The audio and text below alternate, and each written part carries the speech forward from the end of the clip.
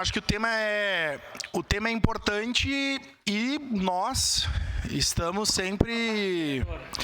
no momento oportuno, vereador, já lhe concedo.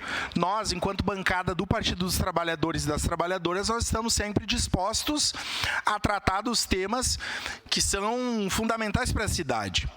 A primeira questão aqui eu quero saudar a proatividade do ex-secretário de Habitação e vereador dessa casa, Wagner Petrini, em apresentar soluções para os problemas que a cidade apresenta. Eu já disse isso para o senhor e já falei isso para o prefeito. Se o prefeito Adiló tivesse 5 secretários como o senhor foi, metade dos problemas que chegam nessa casa não haveriam. Então, a questão é essa. Eu reconheço o seu protagonismo em propor soluções para problemas que são complexos.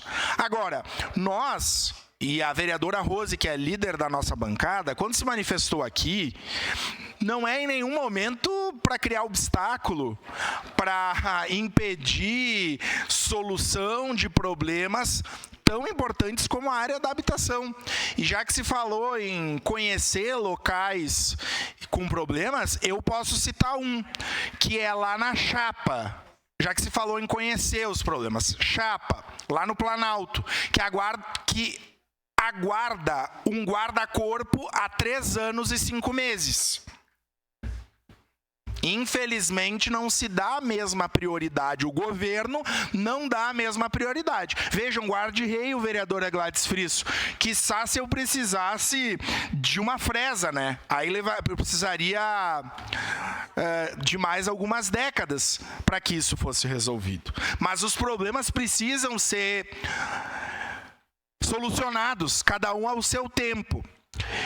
Nós temos algumas dúvidas que foram apresentadas aqui.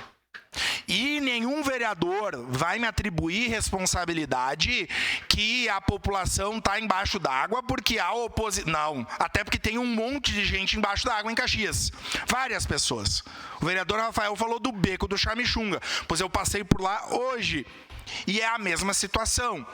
Aliás, no governo Adiló, uma das principais ações que o governo se estabelece como positiva é a regularização fundiária. E eu acho extremamente importante que as pessoas tenham a titularidade das suas casas.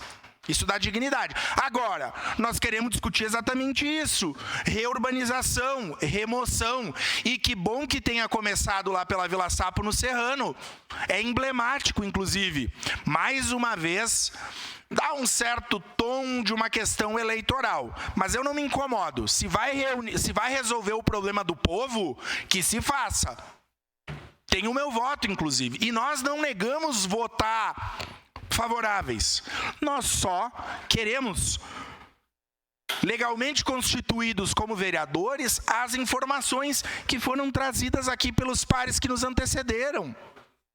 Porque nós não somos nem do voto do cabresto e nem de fazer projeto de lei à moda Miguelão. Porque é o que está acontecendo aqui, em alguns casos. Eu não estou falando desse, estou falando de alguns casos, que chega no afogadilho com esse bafo na nuca de quem não votar vai ser favorável ao povo ficar embaixo d'água. Mas então justifiquem a montoeira de gente embaixo da água porque o bueiro está entupido. Falo das questões que são responsabilidades nossas, do poder público. Porque lógico que tem o pessoal que não cuida, que bota lixo, e é um problema.